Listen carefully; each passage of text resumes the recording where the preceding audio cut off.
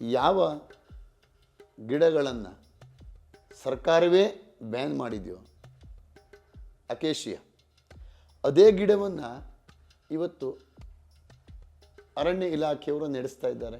ಗಿಡಗಳನ್ನು ಬೆಳೆಸಬೇಕು ಅಂತಾದರೆ ಹಣ್ಣು ಹಂಪಲ ಗಿಡಗಳನ್ನು ಬೆಳೆಸ್ಬೋದು. ಕಾಡು ಜಾತಿಯ ಎಷ್ಟೊಂದು ವೃಕ್ಷಗಳಿದ್ದಾವಲ್ಲ ಅದನ್ನು ಬೆಳೆಸ್ಬೋದು.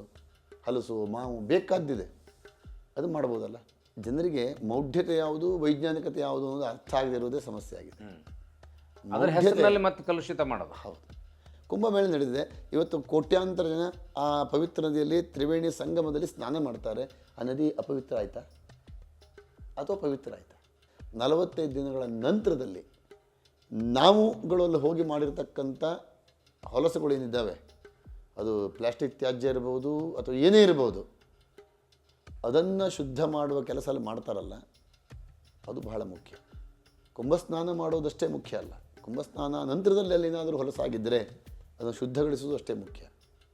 ಕನ್ನಡ ನಿಜವಾಗಿ ಉಳಿದದ್ದಿದ್ದರೆ ಅದು ಸಂಸ್ಕೃತಿ ಯಕ್ಷಗಾನದಿಂದ ಬಹುಶಃ ಕನ್ನಡದ ಮೂಲ ಶಬ್ದಗಳು, ಅದರ ತತ್ವಗಳು, ಅದರ ಅರ್ಥಗಳು ಹಾಗೇ ಉಳ್ಕೊಳ್ಳಿಕ್ಕೆ ಕಾರಣ ಆಗೋದಿದ್ದರೆ ಅದು ಯಕ್ಷಗಾನದಿಂದ. ನಮ್ಮ ಹುಟ್ಟುಹಬ್ಬವನ್ನು ನಾನು ಆಚರಣೆ ಯಾವತ್ತೂ ನಾನು ವಿಶೇಷ ಮಾಡ್ಕೊಳ್ಳೋದಿಲ್ಲ. ಅದಕ್ಕೆ ನಮಗೆ ಯಾರಾದರೂ ಮಾಡಲಿಕ್ಕೆ ವ್ಯವಸ್ಥೆ ಮಾಡಿದ್ರು ಅಂತ ನಾನು ತಕ್ಷಣ ಅದನ್ನು ದಿವ್ಯಾಂಗರಿಗಾಗಿ, ಅಂಗವೈಫಲ್ಯವುಳ್ಳಂಥವರಿಗೆ ಅಥವಾ ಬುದ್ಧಿಮಾನ್ ಯಾವುದೇ ಇರ್ಬೋದು ಅಂಥವರಿಗೆ ವೀಲ್ ಚೇರ್ ಕೊಡೋದಿರ್ಬೋದು ಅಥವಾ ಏನೋ ಒಂದು ನಾನು ಸಹಾಯ ಮಾಡುವಂಥ ಸ್ಥಿತಿನ ಪ್ರತಿ ವರ್ಷವೂ ಸಹ ಮಾಡ್ತಾ ಬಂದೆ.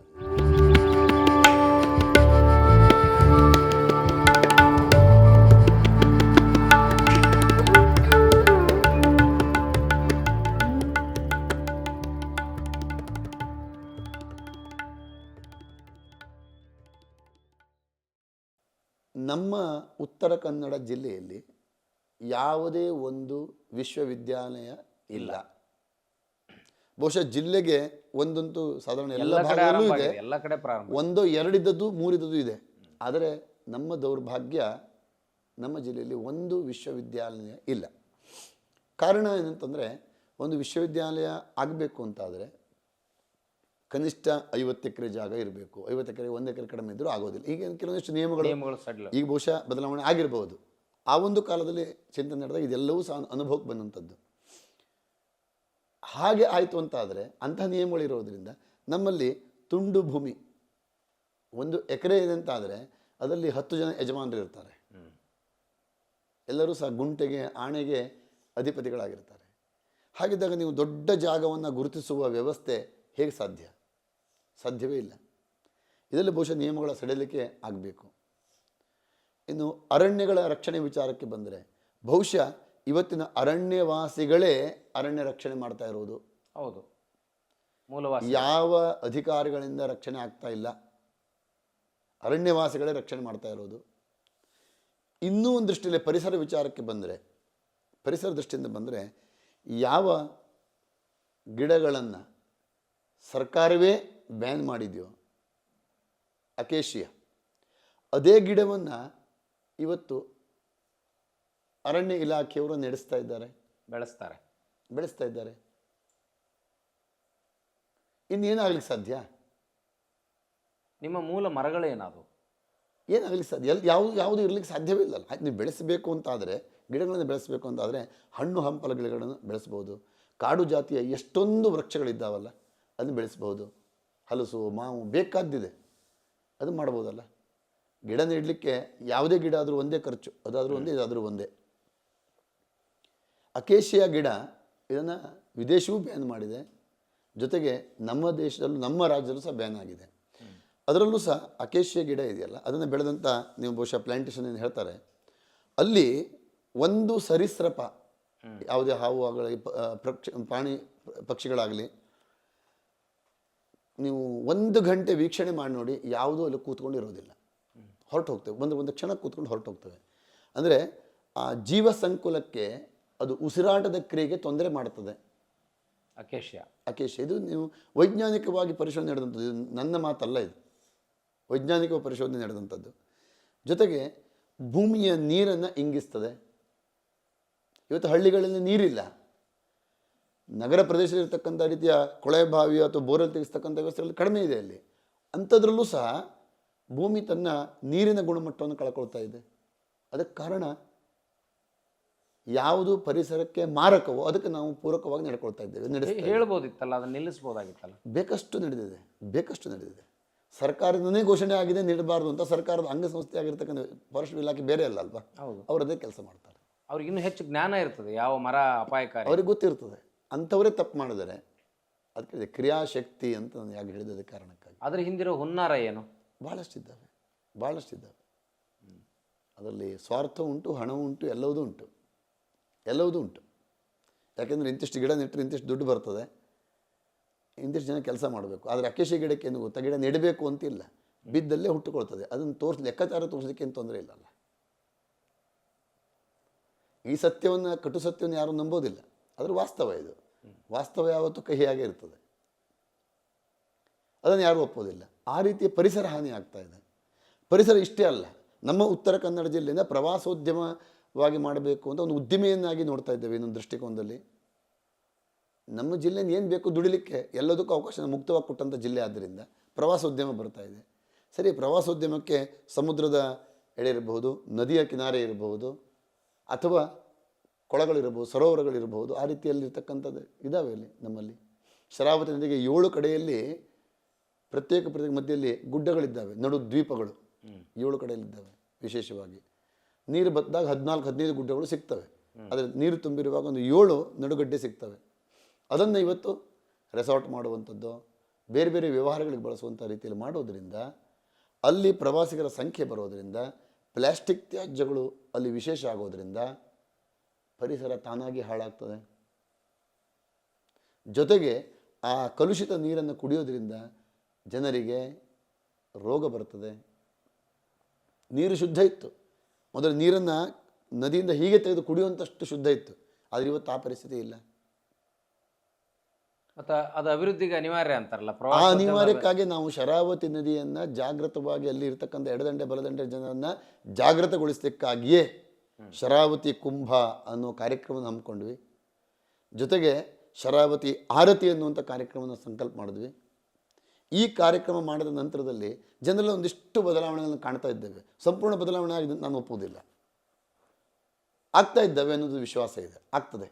ಯಾಕೆಂದರೆ 2016ರಿಂದ ಪ್ರಾರಂಭ ಮಾಡಿದ ಸಂದರ್ಭದಲ್ಲಿ ನದಿಯ ಎಡದಂಡೆ ಬಲದಂಡೆ ಎರಡೂ ಕಡೆಯಲ್ಲೂ ಸಹ ವಾಸಿಸ್ತಕ್ಕಂಥ ಜನಗಳು ನೇರವಾಗಿ ಮಲಮೂತ್ರವನ್ನು ಅಥವಾ ಅವರು ಪಾತ್ರ ತೊಳೆಯುವಂಥದ್ದು ಇರಬಹುದು, ವಸ್ತ್ರ ತೊಳೆಯುವಂಥದ್ದು ಏನೇ ಇರಲಿ, ಆ ಅಶುದ್ಧ ನೀರುಗಳನ್ನು ನೇರವಾಗಿ ನೀರಿಗೆ ಬಿಡ್ತಾ ಇದ್ದರು. ಯಾವಾಗ ಆ ಶರಾವತಿ ನದಿ ಪವಿತ್ರತೆ ನಾವು ಜನರಿಗೆ ಸಾರಿದ್ವಿ, ಇದು ಕೇವಲ ನದಿ ಅಂದರೆ ನೀರು ಹರಿಯುವುದಷ್ಟೇ ಅಲ್ಲ, ರಾಮನ ಬಾಣದಿಂದ ಅಂಬುತೀರ್ಥ ಅಲ್ಲಿ ಉದ್ಭವ ಆದಂಥದ್ದು. ಇದು ಸೀತಾಮಾತೆಗೆ ಬಾಯಾರಿಕೆ ಆದಾಗ ರಾಮ ಬಾಣವನ್ನು ಬಿಟ್ಟು ಅಲ್ಲಿ ನೀರನ್ನು ಉದ್ಭವ ಮಾಡಿದ್ದಾನೆ. ಆ ಜಲೋದ್ಭವೇ ಇವತ್ತು ಶರಾವತಿ, ಅದೇ ಅಂಬುತೀರ್ಥ. ಅಂಬು ಅಂದರೆ ಬಾಣ, ಶರ ಅದನ್ನು ಬಂದ ನೀರು ಪವಿತ್ರ ಇದು ಅನ್ನೋದನ್ನು ಎಲ್ಲ ಜನಗಳಿಗೆ ತಿಳಿಸುವಂಥ ಕೆಲಸವನ್ನು ಪ್ರಯತ್ನ ಮಾಡಿದ್ದೇವೆ. ಒಂದಿಷ್ಟು ಪ್ರಯತ್ನಗಳು ನಡೆದಿದ್ದಾವೆ. ಆ ಪ್ರಯತ್ನದ ಫಲಶ್ರುತಿ ಶರಾವತಿ ಕುಂಭ, ಶರಾವತಿ ಆರತಿ.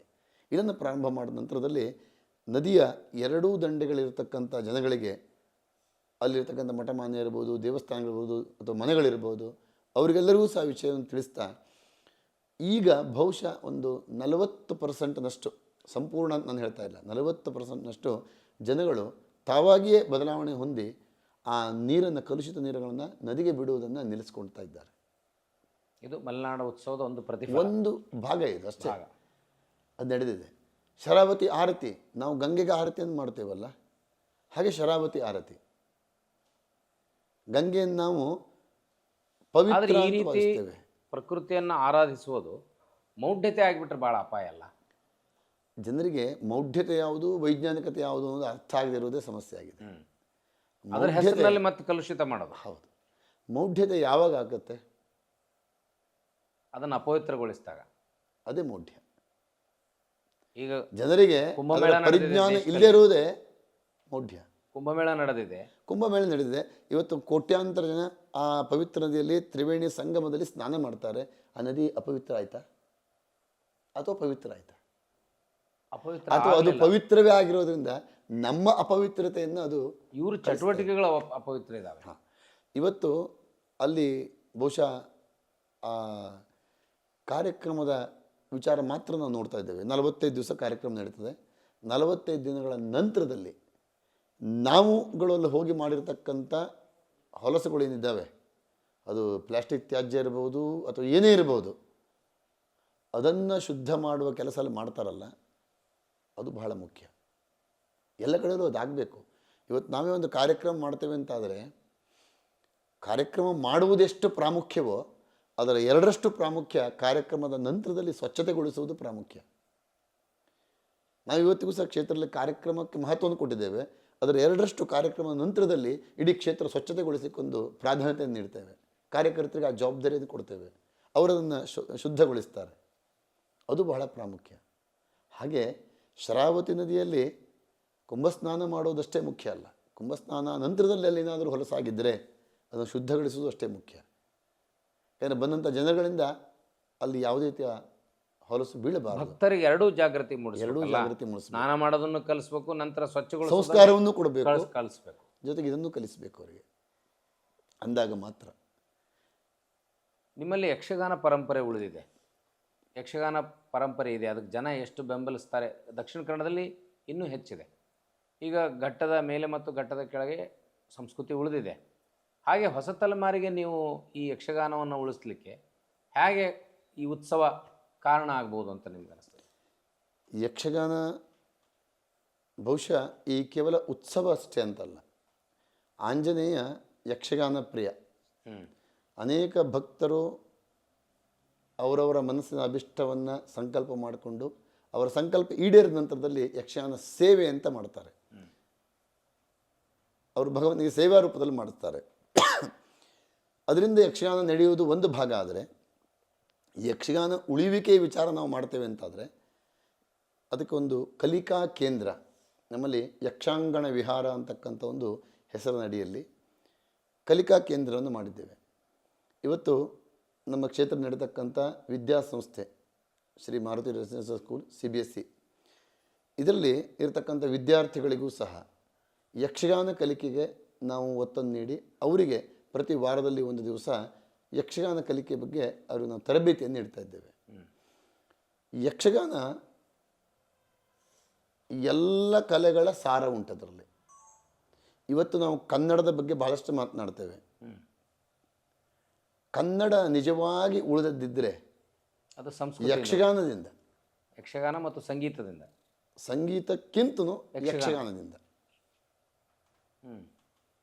ಬಹುಶಃ ಕನ್ನಡದ ಮೂಲ ಶಬ್ದಗಳು, ಅದರ ತತ್ವಗಳು, ಅದರ ಅರ್ಥಗಳು ಹಾಗೇ ಉಳ್ಕೊಳ್ಳಿಕ್ಕೆ ಕಾರಣ ಆಗದಿದ್ದರೆ ಅದು ಯಕ್ಷಗಾನದಿಂದ. ಅದು ನಿಮ್ಮ ಪ್ರಾದೇಶಿಕ ಕನ್ನಡವೋ ಅಥವಾ ಶುದ್ಧ ಕನ್ನಡವೋ? ಶುದ್ಧ ಕನ್ನಡ. ಅದು ಶುದ್ಧ ಕನ್ನಡ. ಯಾವುದೇ ರೀತಿಯ ಪ್ರಾದೇಶಿಕತೆ ಅದರಲ್ಲಿ ಇಲ್ಲ. ಪ್ರದೇಶವಾರು ಇರತಕ್ಕಂಥ ಕನ್ನಡಗಳು ಬೇರೆ. ಈಗ ನಮ್ಮ ಜಿಲ್ಲೆಯಲ್ಲೇ ಬಂದರೆ ಘಟ್ಟದ ಮೇಲ್ಭಾಗದಲ್ಲಿ ಮಾತನಾಡುವಂಥ ಕನ್ನಡ ಭಾಷೆನೇ ಅದು ಬೇರೆ ಇದೆ.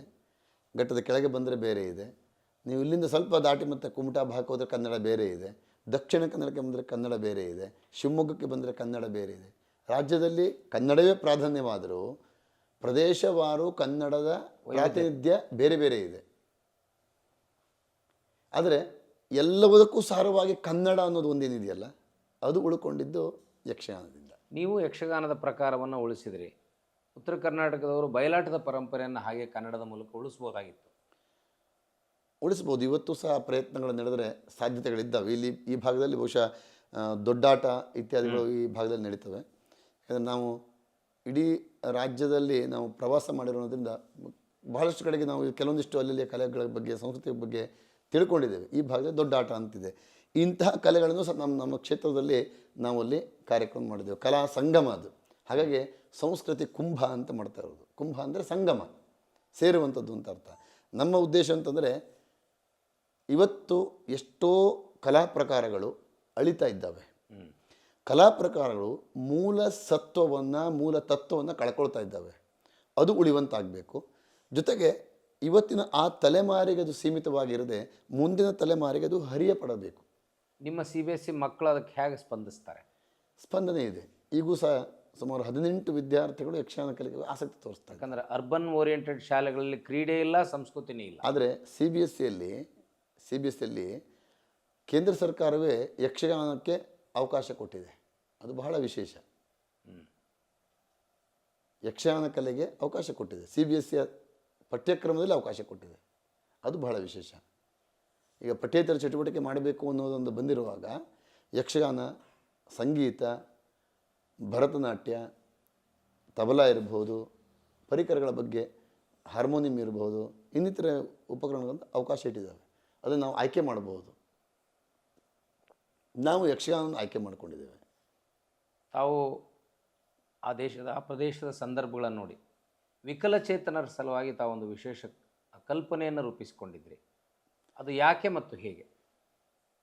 ಇದಕ್ಕೆ ಬಹಳ ಮುಖ್ಯ ಕಾರಣ ಅಂದರೆ ನಮ್ಮ ತಂದೆಯವರು 2000ನೇ ಇಸ್ವಿಯಲ್ಲಿ ಅವರಿಗೆ ಮೊದಲು ಸಹ ಡಯಾಬಿಟಿಸ್ ಇದ್ದಿತ್ತು. ಅವರಿಗೆ ಒಂದು ಕಾಲಿಗೆ ಪೆಟ್ಟಾಗಿ ಅದು ಬಹಳ ದೊಡ್ಡದಾಯಿತು. ಗ್ಯಾಂಗ್ರೀನ್ ಸಿಸ್ಟಮಲ್ಲಿ ಆಯಿತು ಅದು. ಅಂದರೆ ಅದನ್ನು ಕಾಲನ್ನು ಕತ್ತರಿಸುವ ಸಂದರ್ಭ ಬಂತು. ಒಂದು ಕಾಲನ್ನು ಕಳ್ಕೊಂಡು ಅವರಿರ್ತಕ್ಕಂಥ ಸ್ಥಿತಿ ಅದು ನಮ್ಮ ಮನಸ್ಸಿಗೆ ಅದು ನಾಟಿತು. ಅದನ್ನು ನೋಡಲಿಕ್ಕೆ ಅಥವಾ ಈಗೂ ನೆನೆಸ್ಕೊಂಡ್ರೆ ಅದು ಸಹಿಸ್ಲಿಕ್ಕೆ ಆಗೋದಿಲ್ಲ. ಅಂಥ ಒಂದು ಸ್ಥಿತಿ ನಾವು ನೋಡ್ತಾ ಇದ್ವಿ. ಆ ದಿನಗಳ ನಂತರದಲ್ಲಿ ನಾನು ನಮ್ಮ ಹುಟ್ಟುಹಬ್ಬವನ್ನು ನಾನು ಆಚರಣೆ ಯಾವತ್ತೂ ನಾನು ವಿಶೇಷ ಮಾಡಿಕೊಳ್ಳೋದಿಲ್ಲ. ಅದಕ್ಕೆ ನಮಗೆ ಯಾರಾದರೂ ಮಾಡಲಿಕ್ಕೆ ವ್ಯವಸ್ಥೆ ಮಾಡಿದ್ರು ಅಂತ ನಾನು ತಕ್ಷಣ ಅದನ್ನು ದಿವ್ಯಾಂಗರಿಗಾಗಿ, ಅಂಗವೈಫಲ್ಯವುಳ್ಳಂಥವರಿಗೆ ಅಥವಾ ಬುದ್ಧಿಮಾನ್ ಯಾವುದೇ ಇರ್ಬೋದು ಅಂಥವರಿಗೆ ವೀಲ್ ಚೇರ್ ಕೊಡೋದಿರ್ಬೋದು ಅಥವಾ ಏನೋ ಒಂದು ನಾನು ಸಹಾಯ ಮಾಡುವಂಥ ಸ್ಥಿತಿಯನ್ನು ಪ್ರತಿ ವರ್ಷವೂ ಸಹ ಮಾಡ್ತಾ ಬಂದೆ. ಅದನ್ನು ಆ ನಂತರ ದಿನಗಳಲ್ಲಿ 2003 ಡಿಸೆಂಬರ್ 28 ನಮ್ಮ ತಂದೆಯವರು ತೀರಿಕೊಂಡ್ರು. ಅದರ ನಂತರ ನನಗೆ ಮನಸ್ಸಿಗೆ ಬಂದಂಥದ್ದು, ನಾವು ಸಮಾಜದಲ್ಲಿ ಎಷ್ಟೋ ಸಹಕಾರ ಮಾಡ್ಬೋದು. ಸಹಕಾರ ನಾವು ಅಪಾತ್ರರಿಗೆ ಮಾಡೋದರಿಂದ ಫಲ ಇಲ್ಲ. ಸತ್ಪಾತ್ರರಿಗೆ ನಾವು ಮಾಡಬೇಕು. ಹಾಗಿದ್ರೆ ಯಾರಿಗೆ ಮಾಡಬೇಕು? ಅಸಹಾಯಕರಿಗೆ ಸಹಾಯ ಮಾಡಬೇಕು. Help to helpless. ಆ ಕಾರಣಕ್ಕಾಗಿ ಈ ಒಂದು ಯೋಚನೆಯನ್ನು ನಾವು ರೂಪಿಸ್ಕೊಂಡ್ವಿ. ಅದಕ್ಕೆ ಪರಿವರ್ಧಿನಿ ಅನ್ನುವ ಒಂದು ಹೆಸರನ್ನು ಇಟ್ಟುಕೊಂಡು ಒಂದು ಡೀಮ್ಡ್ ಯೂನಿವರ್ಸಿಟಿ ಮಾಡಬೇಕು ಅನ್ನುವ ಸಂಕಲ್ಪವನ್ನು ಮಾಡಿಕೊಂಡ್ವಿ. ಯಾಕಂದರೆ ಇದರಲ್ಲಿರ್ತಕ್ಕಂಥ ನೋವು ಬಹುಶಃ ಯಾರೂ ಅರ್ಥ ಮಾಡ್ಕೊಂಡಿದ್ರಲ್ಲೂ ಗೊತ್ತಿಲ್ಲ. ನನಗೂ ಅದನ್ನು ಅರ್ಥ ಮಾಡ್ಕೊಳ್ಳೋಕೆ ಕಷ್ಟವಾದಂಥದ್ದು ಅದು. ಅಂತಹ ಅರ್ಥ ಅದರೊಳಗಿದೆ. ಯಾಕೆಂದರೆ ಒಬ್ಬ ಕುಟುಂಬದಲ್ಲಿ ದಿವ್ಯಾಂಗನೋ ವಿಕಲಚೇತನ ಹುಟ್ಟಿದ ಅಂತಾದರೆ ಹುಟ್ಟುವಲ್ಲಿಯವರೆಗೆ ಆ ತಂದೆ ತಾಯಿ ಅಥವಾ ಆ ಕುಟುಂಬದ ಸಂತೋಷ ಅನ್ನೋದಿದೆಯಲ್ಲ, ಅದು ಬಹಳ ಉತ್ತುಂಗದಲ್ಲಿರ್ತದೆ. ಅಂಥದ್ದೇನಾದರೂ ಒಂದು ಕಹಿ ಘಟನೆ ಆಯಿತು ಅಂತಾದರೆ ಆ ಕುಟುಂಬವೇ ಕಣ್ಣೀರಿನಲ್ಲಿ ಕೈ ತೊಳೆಯುವ ಪ್ರಸಂಗ ಆಗ್ತದೆ. ಅಥವಾ ಸಂಬಂಧಿಕರ ಮನೆ ಹೋಗಲಿ ಅಥವಾ ಎಲ್ಲೇ ಹೋಗಬೇಕಾದರೂ ಸಹ ಅವರಿಗೆ ಒಂದು ರೀತಿಯ ನಾಚಿಕೆನೋ, ಮರ್ಯಾದೆನೋ, ಅವಮಾನನೋ ಏನೋ ಒಂದು ರೀತಿಯಲ್ಲಿ ಅವರಿಗೆ ಹಿಂಸೆ ಆಗ್ತದೆ ಮಾನಸಿಕವಾಗಿ. ಯಾಕೆಂದರೆ ಹೋದ ತಕ್ಷಣ ನಿನ್ನ ಮಗ ಏನು ಮಾಡ್ತಿದ್ದಾನೆ, ನಿನ್ನ ಮಗಳು ಏನು ಮಾಡ್ತಾರೆ, ಈ ಪ್ರಶ್ನೆ ಬಂತು ಅಂತಾದರೆ ಅವರಿಗೆ ಸಹಿಸ್ಕೊಳ್ಳಿಕ್ಕಾಗೋದಿಲ್ಲ, ಉತ್ತರ ಕೊಡಲಿಕ್ಕೆ ಕಷ್ಟ ಆಗುತ್ತೆ. ಹಾಗಾಗಿ ಅವರು ಮನೆಯಿಂದ ಹೊರಗೆ ಹೋಗೋದನ್ನೇ ನಿಲ್ಲಿಸ್ಬಿಡ್ತಾರೆ. ಅದು ಮಾನಸಿಕವಾಗಿ ಕುಗ್ಗೋಗ್ತಾರೆ. ಇದು ಒಂದು ಭಾಗ. ಇನ್ನು ಇದನ್ನು ಅನುಭವಿಸ್ತಕ್ಕಂಥ ದಿವ್ಯಾಂಗರು ಯಾರು ಇರ್ತಾರಲ್ಲ, ಆ ದಿವ್ಯಾಂಗರು ಬೆಳೀತಾ ಪ್ರಬುದ್ಧತೆಗೆ ಬರ್ತಾ ಬಹುಶಃ ಅವರಿಗೆ 10 ವರ್ಷನೋ 15 ವರ್ಷ ಆದರೆ ಅವರಿಗೆ 2 ವರ್ಷದ ಬುದ್ಧಿ ಇರ್ಬೋದು. ಅಥವಾ ಅಂಗಾಂಗ ಇಲ್ಲದೇ ಇದ್ದಂಥವ್ರಿಗೆ, ಬುದ್ಧಿ ಇದ್ದಂಥವರಿಗೆ ಇನ್ನೊಂದು ತಿಳುವಳಿಕೆ ಬರಬಹುದು. ನಾನು ಆ ಮಕ್ಕಳನ್ನು ನೋಡ್ತಾ ಇದ್ದೇನೆ, ಆ ಮಕ್ಕಳೆಲ್ಲ ಆಟ ಆಡ್ತಾ ಇದ್ದಾರೆ, ನಾನು ಮಾತ್ರ ಇಲ್ಲಿ ಕೂತ್ಕೊಂಡಿದ್ದೇನಲ್ಲ ಅನ್ನುವ ಹಿಂಸೆ ಇದೆಯಲ್ಲ, ಇದಕ್ಕೆ ಯಾರಿಂದನೂ ಸಹ ಸಂತೃಪ್ತಿ ಕೊಡಲಿಕ್ಕೆ ಸಾಧ್ಯ ಇಲ್ಲ. ಇಹದಲ್ಲಿ ಈ ವಿಚಾರದ ನೋವನ್ನು ಭರಿಸ್ತಕ್ಕಂಥ ಶಕ್ತಿ ಯಾರಿಗೂ ಇಲ್ಲ, ಸಾಧ್ಯವೇ ಇಲ್ಲ. ಅಂಥ ನೋವುಗಳಲ್ಲಿ ಇರ್ತದೆ ಅಂಥ ವಿಕಲಚೇತನರು. ಅವರಿಗೆ ಏನಾದರೂ ಮಾಡಬೇಕಲ್ಲ, ನಿಜವಾಗಿ ಅವರು ಅಸಹಾಯಕರು. ಸರ್ಕಾರ ಮಾಡುತ್ತಲ್ಲ. ಸರ್ಕಾರ ಮಾಡ್ತದೆ, ಮಾಡೋದಿಲ್ಲ ಅಂತಿಲ್ಲ. ಸೌಲಭ್ಯ ಕೊಡೋದು ಸರ್ಕಾರ ಮಾಡ್ತದೆ, ಪರಿಹಾರ ಮಾಡೋದು ಸುಳ್ಳು. ಈಗ ನಾವು ಈ ವಿಚಾರದಲ್ಲಿ ನಾನೇನು ಮಾಡಬಲ್ಲೆ ಅಂತಂದರೆ, ಸರ್ಕಾರ ಮಾಡಿದಷ್ಟು ನಾನು ಮಾಡ್ತೇನೆ ಅನ್ನೋ ಗೊತ್ತಿಲ್ಲ. ಅಥವಾ ನಾವು ವೀಲ್ ಚೇರ್ ಕೊಡೋದೇ ಪರಿಹಾರ ಅಲ್ಲ, ಕನ್ನಡಕ ಕೊಡೋದು ಪರಿಹಾರ ಅಲ್ಲ, ಸ್ಟಿಕ್ ಕೊಡೋದು ಪರಿಹಾರ ಅಲ್ಲ, ಬ್ರೇಲ್ ಲಿಪಿ ತೆಗೆದುಕೊಂಡು ನೀವು ಕಲಿಸೋದು ಪರಿಹಾರ ಅಲ್ಲ. ನೀನು ಸ್ವತಃ ದುಡಿದು ನಿನ್ನ ದುಡಿಮೆಯಲ್ಲಿ ನೀನು ಬದುಕೋದನ್ನು ಕಲಿಸೋದಿದೆಯಲ್ಲ, ಆ ಕೆಲಸ ಮಾಡಿ. ಸ್ವಾವಲಂಬಿ ಮತ್ತು ಸ್ವಾವಲಂಬಿ. ಅಂಥವ್ರನ್ನು ಸ್ವಾವಲಂಬಿ ಮಾಡಲಿಕ್ಕೆ ಏನು ಮಾಡಲಿಕ್ಕೆ ಸಾಧ್ಯತೆ ಇದೆ? ಆಯಿತು, ಸರ್ಕಾರ ಮಾಡ್ತದೆ ಅಂತ ಹೇಳ್ತೀರಿ. ಸರ್ಕಾರ ಏನು ಮಾಡ್ತಾ ಇದೆ? ಈ ಪ್ರಶ್ನೆ ಸರ್ಕಾರಕ್ಕೆ ನಾನು ನೇರವಾಗಿ ಕೇಳ್ತೇನೆ. ದಿವ್ಯಾಂಗರಿಗಾಗಿ ಇವತ್ತು ಕೇಂದ್ರ ಸರ್ಕಾರ ಸಾವಿರಾರು ಕೋಟಿ ಹಣವನ್ನು ಇಟ್ಟಿದೆ. ಆದರೆ ಅದರ ವಿನಿಯೋಗ ಹೇಗಾಗ್ತಾ ಇದೆ? ಆಗ್ತಾ ಇಲ್ಲ. ಏನಕ್ಕೆ ಆಗಬೇಕಿತ್ತು, ಯಾವುದಕ್ಕೆ ಆಗಬೇಕಿತ್ತು, ಅದಕ್ಕೆ ಆಗ್ತಾ ಇಲ್ಲ. ಯಾಕೆ ಅಂತಂದರೆ ನೀವು ಕೇವಲ ಪರಿಹಾರ ಕೊಡ್ತಾ ಇದ್ದೀರಿ, ಅದು ಬೇಕಾಗಿಲ್ಲ.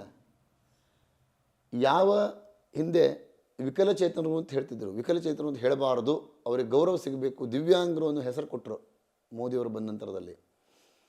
ಬಹುಶಃ ಆ ದಿವ್ಯಾಂಗರು ಅಂತ ಹೆಸರು ಕೊಟ್ಟ 3ನೇ ದಿವಸಕ್ಕೆ ಪತ್ರಿಕೆಯಲ್ಲಿ ಒಂದು ಕಾರ್ತಿಕ್ ಇನ್ನೊಂದು ಹೆಸರಿದೆ, ಆ ವ್ಯಕ್ತಿ ಪ್ರಶ್ನೆಯನ್ನು ಕೇಳ್ತಾನೆ, ನೀವು ದಿವ್ಯಾಂಗರು ಅನ್ನುವ ಕರುಣೆಯ ಶಬ್ದವನ್ನು ನಮಗೆ ಕೊಡೋದು ಬೇಕಾಗಿಲ್ಲ, ಆ ಕರುಣೆ ನಮಗೆ ತೋರಿಸೋದು ಬೇಕಾಗಿಲ್ಲ, ನಮಗೆ ಸಮಾಜದಲ್ಲಿ ಸಮಾನವಾಗಿ ಬಾಳುವ ಹಕ್ಕನ್ನು ಕೊಡಿ ಅಂತ ಕೇಳ್ತಾನೆ. ಹಕ್ಕು ಮತ್ತು ಅನುಕೂಲತೆಗಳು, ಅನುಕೂಲ ಸೌಲಭ್ಯ, ಅನುಕೂಲ ಬಿಡಿ ಬೇಡ, ಅನುಕೂಲ ಅವನಿಗೆ ಬೇಕಾಗಿಲ್ಲ, ನೀವು ಕೊಡೋ ವೀಲ್ಚೇರ್ ಬೇಕಾಗಿಲ್ಲ, ಅವನಿಗೆ ಸಮಾನತೆಯ ಹಕ್ಕನ್ನು ಕೊಡಿ ಅಂತ ಕೇಳ್ತಾನೆ.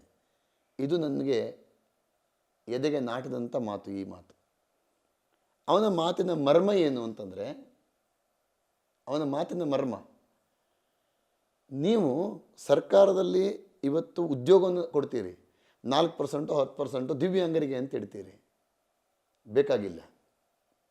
ಇವತ್ತು ನೀವು ಶಿಕ್ಷಣವನ್ನು ಕೊಡ್ತೀರಿ, ಶಿಕ್ಷಣದಲ್ಲಿ ನೀವು ದಿವ್ಯಾಂಗರ ಶಾಲೆ, ಅಂಧರ ಶಾಲೆ ಮಾಡ್ತೀರಿ, ಮತ್ತೊಂದು ಶಾಲೆ ಮಾಡ್ತೀರಿ. ಹಾಗಿದ್ರೆ ಶಿಕ್ಷಣ ಇಲಾಖೆಯ ಅಡಿಯಲ್ಲಿ ಈ ಶಾಲೆಗಳು ಯಾಕೆ ಬರೋದಿಲ್ಲ? ಇದಕ್ಕೆ ಸರ್ಕಾರ ಉತ್ತರ ಕೊಡಲಿ. ಇವತ್ತು ನಿಮ್ಮ ಮಾಧ್ಯಮದಿಂದ ನನ್ನ ಪ್ರಶ್ನೆ ಸರ್ಕಾರಕ್ಕಿದೆ, ಇದಕ್ಕೆ ಉತ್ತರವನ್ನು ಸರ್ಕಾರ ಕೊಡಬೇಕು. ಯಾಕೆ ಶಿಕ್ಷಣ ಇಲಾಖೆ ಅಡಿಯಲ್ಲಿ ಈ ಒಂದು ವ್ಯವಸ್ಥೆ ಬರೋದಿಲ್ಲ? ಇದಕ್ಕೆ ನೀವು ಕೇಳ್ತಾ ಹೋದರೆ ಸಮಾಜ ಕಲ್ಯಾಣ ಇಲಾಖೆಗೆ ಹೋಗಿ ಅಥವಾ ಮಹಿಳಾ ಮಕ್ಕಳ ಕಲ್ಯಾಣ ಇಲಾಖೆಯಲ್ಲಿ ವಿಚಾರ ಮಾಡಿ. ನೀವೇ ತಾರತಮ್ಯ ಮಾಡ್ತಾ ಇದ್ದೀರಲ್ಲ. ಸರ್ಕಾರಕ್ಕೆ ನನ್ನ ಪ್ರಶ್ನೆ ಇದೇ ಇದೆ, ಈ ತಾರತಮ್ಯ ಯಾರು ಮಾಡ್ತಾ ಇದ್ದಾರೆ? ಇವತ್ತು ನೀವು ನಾಳೆಗೆ ನೀವು ಬೇಕಾದರೆ ಹೋಗಿ ನೀವು ಒಂದು ದಿವ್ಯಾಂಗರ ಶಾಲೆಯನ್ನು ಮಾಡ್ತೇನೆ ಅಂತ ಹೇಳಿ ನೀವು BA ಅವರಿಗೆ ಅರ್ಜಿಯನ್ನು ಕೊಟ್ಟು, ಈಗ ಪ್ರತಿ ವರ್ಷ ಕರೀತಾರೆ, ಶಾಲೆ ಯಾರ್ಯಾರು ಮಾಡ್ತೀರಿ ಅಂತ ಹೇಳಿ ಕರೀತಾರೆ, ಆವಾಗ ಅರ್ಜಿಯನ್ನು ಹಾಕಿ, ಇದು ನಮ್ಮ ಅಡಿಯಲ್ಲಿ ಬರೋದಿಲ್ಲ ಅಂತ ಪುನಃ ಕಳಿಸ್ತಾರೆ. ಇದು ನಮ್ಮ ಅನುಭವ, ಇದು ಯಾರನ್ನು ನಾನು ಕೇಳ್ತಾ ಇದ್ದೀನಿ, ನನ್ನ ಅನುಭವ ಇದು. ನಾನು 74 ಶಾಲೆಗಳಿಗೆ, ದಿವ್ಯಾಂಗರ ಶಾಲೆಗೆ ಸ್ವತಃ ಭೇಟಿ ಕೊಟ್ಟಂಥವನು. 74 ಶಾಲೆಗಳಲ್ಲಿ ಒಂದೊಂದು ದಿವಸ ಇದ್ದಂಥವನು ನಾನು. ಅವರ ಕಷ್ಟಗಳನ್ನು, ಅವರ ಒಳ ತುಡಿತಗಳನ್ನು ನೋಡಿದಂಥವನು ನಾನು. ಸುಮ್ಮನೆ ಹೋಗಿದ್ಕೊಂಡು ಬಂದಿಲ್ಲ. ಆಡಳಿತದಲ್ಲಿ ಏನು ಸಮಸ್ಯೆಗಳಿದ್ದಾವೆ, ಮಕ್ಕಳಲ್ಲಿ ಏನು ಸಮಸ್ಯೆಗಳಾಗ್ತವೆ, ನಾವೊಂದು ದಿವ್ಯಾಂಗರ ಯೂನಿವರ್ಸಿಟಿ ಮಾಡಬೇಕು ಅಂತಾದರೆ ಅದರ ಒಳ ಹೊರ ಆಳ ಉದ್ದ ಆಗಲ್ಲ ಎಲ್ಲವನ್ನು ನೋಡಬೇಕು, ಸುಮ್ಮನೆ ಆಗೋದಿಲ್ಲ. ಆ ಒಂದು ಎಲ್ಲ ಅಧ್ಯಯನ ಮಾಡಿರೋದ್ರಿಂದಲೇ ನಾವೊಂದು ಇಂತಹ ತುಡಿತ ನಮ್ಮಲ್ಲಿ ಬರಲಿಕ್ಕೆ ಸಾಧ್ಯ ಆಯಿತು. ತಂದೆಯವರ ಪ್ರೇರಣೆ, ಈ ಅನುಭವ. ಇವತ್ತಿಗೂ ಸಹ ನಮ್ಮ ಉತ್ತರ ಕನ್ನಡ ಜಿಲ್ಲೆಯಲ್ಲಿ 11ಕ್ಕಿಂತ ಹೆಚ್ಚು, ಈಗ 12 ಆಗಿರ್ಬೋದು, ದಿವ್ಯಾಂಗರಿಗೆ ಸಂಬಂಧಪಟ್ಟಂಥ ಶಾಲೆಗಳಿದ್ದಾವೆ. ಅವಕ್ಕೆ ಅನುದಾನ, ಸರ್ಕಾರದ ಅನುದಾನ ಸಿಗ್ಬೋದು, ಎಲ್ಲವೂ ಸಿಗ್ಬೋದು, ಇಲ್ಲ ಅಂತ ನಾನು ಹೇಳ್ತಾನೇ ಇಲ್ಲ. ಆದರೆ ವಾಸ್ತವ ಅದಲ್ಲ, ಒಂದು ರಿಸರ್ಚ್ ಸೆಂಟರ್ ಆಗಬೇಕು. ಈ ವಿಚಾರಕ್ಕೆ ಸಂಬಂಧಪಟ್ಟಂತೆ ಇವತ್ತು ಆದಂಥ ಸಮಸ್ಯೆಗಳನ್ನು ಬಗೆಹರಿಸಲಿಕ್ಕೆ ಸಾಧ್ಯ ಇಲ್ಲ. ಅವರಿಗೆ ಸೌಲಭ್ಯ ಕೊಡ್ಬೋದು, ಅವ್ರನ್ನ ಸ್ವಾವಲಂಬಿಗಳಾಗಿ ಮಾಡುವಂಥ ವ್ಯವಸ್ಥೆ ಮಾಡ್ಬೋದು. ಇವತ್ತು ನೀವು ಪಠ್ಯಕ್ರಮಕ್ಕೆ ಬಂದರೆ ನಮ್ಮಲ್ಲಿ ದಿವ್ಯಾಂಗರಿಗಾಗಿ ಯಾವ ಪಠ್ಯಕ್ರಮ ಇದೆ? D.Ed ಎಲ್ಲಿದೆ? ಸ್ಪೆಷಲ್ D.Ed ಇದೆಯಾ? ಕೋರ್ಸ್ ಇದೆಯಾ? ಮೊದಲು 1-2 ಕೋರ್ಸ್ ಮಾತ್ರ ಇತ್ತು, ಬ್ರೇಲ್ ಲಿಪಿ ಇತ್ಯಾದಿಗಳ ಬಗ್ಗೆ 2 ಕೋರ್ಸ್ ಮಾತ್ರ ಇತ್ತು. ಇವತ್ತು ಈಗ ಅದು ಸಹ ಇಲ್ಲದಿರುವಂಥ ಪ್ರಶ್ನೆ, D.Ed ಕೋರ್ಸ್ಗಳು ನಿಂತು ಹೋಗ್ತಾ ಇದ್ದಾವೆ. ಒಂದು ಸರ್ಕಾರ ಒಂದು ಒಳ್ಳೆಯ ಯೋಚನೆ ಮಾಡ್ತು, ಎಲ್ಲ ಶಾಲೆಗಳಲ್ಲಿ ಇವತ್ತು ನಮಗೆ 58,000 ಶಾಲೆಗಳು ನಮ್ಮ ರಾಜ್ಯದಲ್ಲಿದ್ದಾವೆ. 58,000ಕ್ಕಿಂತ ಹೆಚ್ಚು ಶಾಲೆಗಳಿದ್ದಾವೆ. ಆ 58,000 ಶಾಲೆಗಳಲ್ಲಿ ನೀವು ಬಾಗಿಲನ್ನು ಅಗಲ ಮಾಡಬಹುದು ವೀಲ್ಚೇರ್ ಹೋಗಲಿಕ್ಕೆ, ನೀವು ಸ್ಟೆಪ್ಸನ್ನು ತೆಗೆಸಿದ್ರಿ, ರ್ಯಾಂಪನ್ನು ಮಾಡಿಸಿದ್ರಿ, ಸರಿ ಒಪ್ಕೊಳ್ಳೋಣ. ಒಳಗಡೆ ಆ ಮಗು ಹೋಗಿ ಕೂತ ನಂತರ ಸಮಾನವಾಗಿ ಕೊಡುವ ಶಿಕ್ಷಣ ನಿಮ್ಮ ಹತ್ರ ಇದೆಯಾ? ಸಮಾನವಾಗಿ ಶಿಕ್ಷಣ ಕೊಡುವ ಪಠ್ಯಕ್ರಮ ನಿಮ್ಮ ಹತ್ರ ಇದೆಯಾ? ಅದಿಲ್ಲಲ್ಲ. ಈ ಸೌಲಭ್ಯಗಳು ಯಾಕೆ ಬೇಕು? ಅವನು ಸಮಾನವಾಗಿ ಕಲಿಸ್ತೇನೆ ಅನ್ನೋದು ತೋರಿಕೆಯ ವಿನಃ ವಾಸ್ತವ ಅಲ್ಲಲ್ಲ. ಅದು ವಾಸ್ತವ ಆಗಬೇಕಾದ್ರೆ ಅಲ್ಲಿ ಅದನ್ನು ಕಲಿಸ್ತಕ್ಕಂಥ ಶಿಕ್ಷಕರು ಬೇಕು. ಹಾಗಾದಾಗ ಇನ್ನೊಂದಿಷ್ಟು ಪ್ರಶ್ನೆಗಳು ಬರ್ತವೆ. ಅಸಾಧ್ಯವಾಗಿರ್ತಕ್ಕಂಥ ಮಾತು ಇಲ್ಲಿ.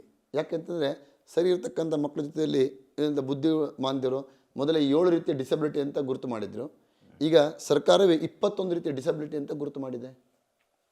ಸರಿ, ಅಂಥವ್ರ ಜೊತೆ ನೀವು ಪಾಠ ಮಾಡಬೇಕು ಅಂತಾದರೆ ಶಿಕ್ಷಕರಿಗೆ ಕಷ್ಟ ಆಗ್ತದೆ ಮಾಡಲಿಕ್ಕೆ. ಅವ್ರಿಗೆ ತರಬೇತಿ ಬೇಕು. ಅವ್ರಿಗೆ ತರಬೇತಿ ಬೇಕು. ತರಬೇತಿ ಕೇಂದ್ರ ಇದ್ದಾವ? ಇಲ್ಲ. ಸ್ಪೆಷಲ್ ಕೋರ್ಸ್ಗಳಿದ್ದಾವ? ಅದು ಸಂಬಂಧಪಟ್ಟ ಟೆಕ್ಸ್ಟ್ ಬುಕ್ಗಳಿದ್ದಾವ? ಯಾಕಂದರೆ ಶಿಕ್ಷಕರೇ ಟೆಕ್ಸ್ಟ್ ಬುಕ್ ಇಲ್ಲದೆ ಅವ್ರ ಮಕ್ಕಳಿಗೆ ಏನು ಕಲಿಸ್ತಾರೆ? ತರಬೇತಿದಾರರಿಗಿರ್ತಕ್ಕಂಥ ವ್ಯಕ್ತಿಗಳಿಲ್ಲದಿದ್ದಾಗ, ತರಬೇತಿದಾರರು ಇಲ್ಲದಿದ್ದಾಗ ಅವರು ಉಳಿದ ಶಿಕ್ಷಕರಿಗೆ ಹೇಗೆ ಕೊಡ್ತಾರೆ? ನೀವು 58,000 ಶಾಲೆಗಳು ಹೆಚ್ಚೇ ಇದ್ದಾವೆ. ಒಂದು ಶಾಲೆಗೆ ಒಬ್ಬ ಶಿಕ್ಷಕನಿಗೆ ನೀವು ಸ್ಪೆಷಲ್ ಕೋರ್ಸ್ ಮಾಡ್ತೀರಿ ಅಂತ ಆದರೆ 58,000 ಜನರಿಗೆ ನೀವು ಕೊಡಬೇಕಲ್ಲ. ಒಂದು ಶಾಲೆ ಒಂದು ಶಿಕ್ಷಕ ತಗೊಂಡ್ರೆ ಇದು ನಾವು ಮಾಡುವಂಥ ಕೆಲಸ ಅಲ್ಲ, ಸರ್ಕಾರವೇ ಮಾಡಬೇಕಾದ ಕೆಲಸ. ಸರ್ಕಾರ ಈ ದಿಶೆಯಲ್ಲಿ ಏನು ಮಾಡ್ಬೋದು ಅಂತಂದರೆ, ನೀವು ಕೊಡುವ ಸೌಲಭ್ಯಕ್ಕೆ ಸಾವಿರಾರು ಕೋಟಿ ಹಾಕೋದು ಬದಲು ಅದು ಕೊಡಿ ಒಂದು ಭಾಗ.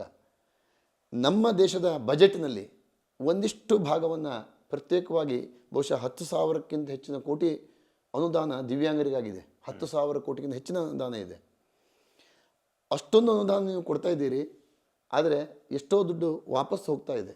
ಪ್ರತಿ ವರ್ಷ ವಾಪಸ್ ಹೋಗ್ತದೆ. ಕಳೆದ ವರ್ಷದಲ್ಲಿ 9,000 ಕೋಟಿಯಷ್ಟು ವಾಪಸ್ ಹೋಗಿದೆ. ಮಾಡಲಿಲ್ಲ.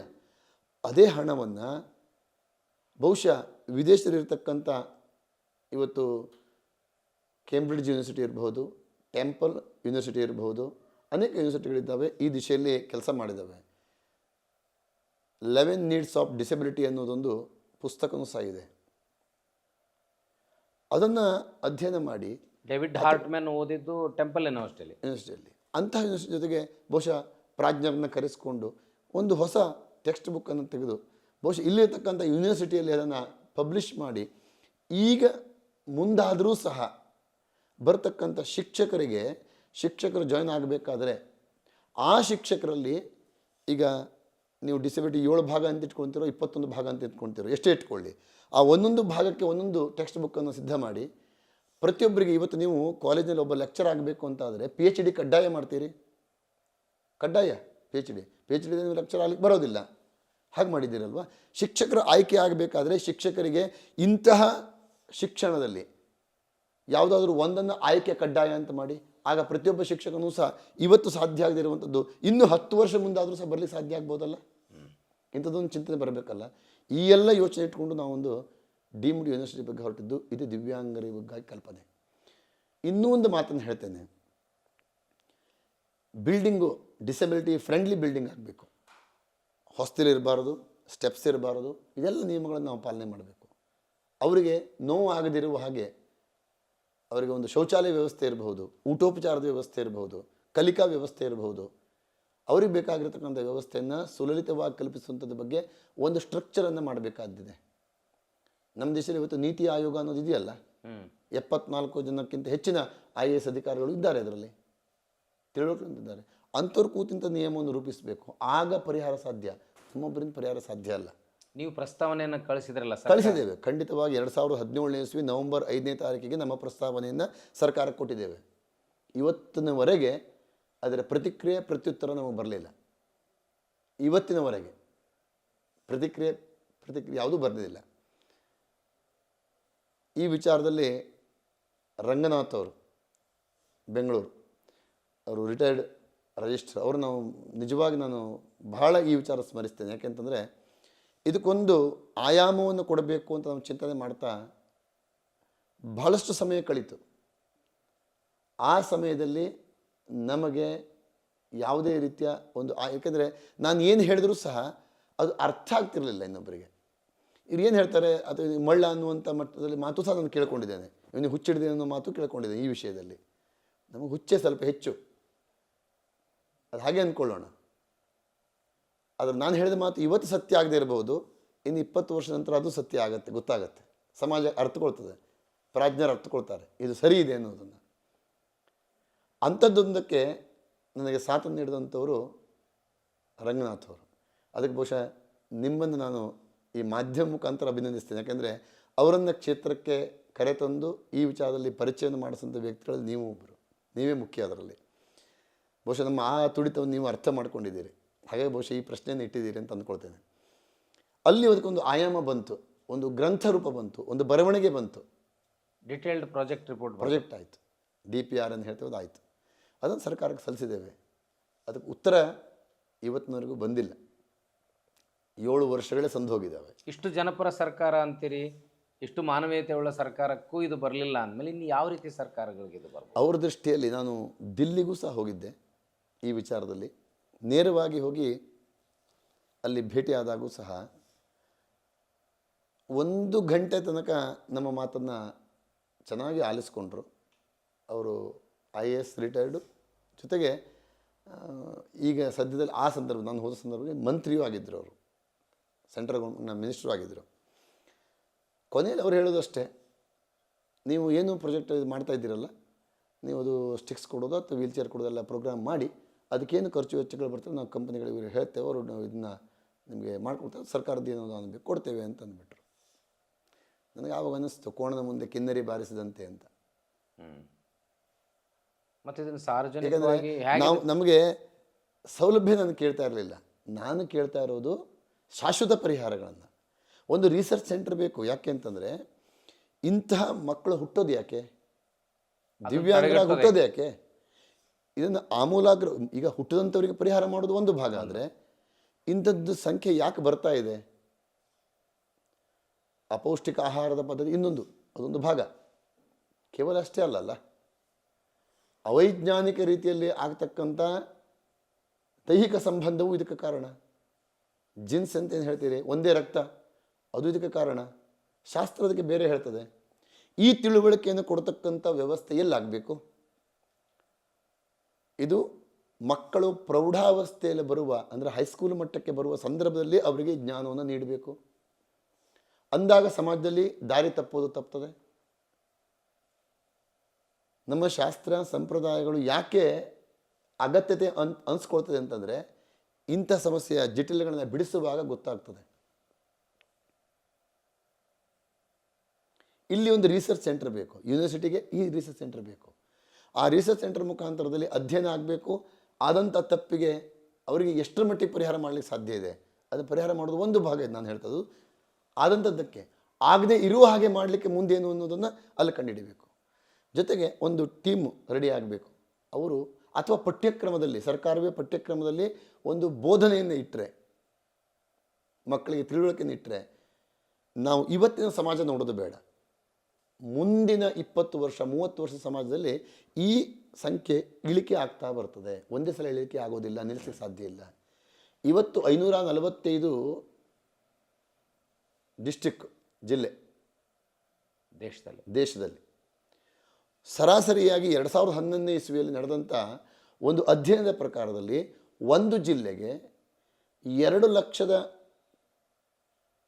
ಸ್ವಲ್ಪ ಮುಂದೆ ಹಿಂದೆ ಇರುವ 2,18,000 ಜನ ವಿಕಲಚೇತನರು, ದಿವ್ಯಾಂಗರು ಅನ್ನುವಂಥ ವರದಿ ಸರ್ಕಾರದ ಮುಂದೆ ಇದೆ. ಇದು ನಮ್ಮದಲ್ಲ, ಅಪಾಯಕಾರಿ ವರದಿ. ಅರ್ಥ ಮಾಡ್ಕೊಳ್ಳಿ. ದೇಶದ ಸಂಖ್ಯೆ ನಾವು 130 ಕೋಟಿ ಅಂತ ಹೇಳ್ತೇವೆ. ಅಂದರೆ 545 ಅಂತಂದರೆ ಸಾಧಾರಣ 10-11 ಕೋಟಿ ಜನಸಂಖ್ಯೆ ದಿವ್ಯಾಂಗರು ಅಂತಾದರೆ ದೇಶ ಶೈಕ್ಷಣಿಕವಾಗಿ ಮುಂದರಿದೆ ಅನ್ನುವ ಮಾತಿಗೆ ಏನಾದರೂ ಅರ್ಥ ಇದೆಯಾ? ಯಾಕೆಂದರೆ ಅಂಥವ್ರಿಗೆ ನೀವು ಶಿಕ್ಷಣ ಕೊಡ್ತಾ ಇಲ್ಲ, ಶಿಕ್ಷಣ ಇಲಾಖೆಯಲ್ಲಿ ಅಡಿಲು ಬರ್ತಾ ಇಲ್ಲ. ಏನಾಯಿತು ಅಲ್ಲಿ ಪರಿಸ್ಥಿತಿ? ಎಲ್ಲಿ ನಮ್ಮ ದೇಶ ಮುಂದುವರಿತಾ ಇದೆ?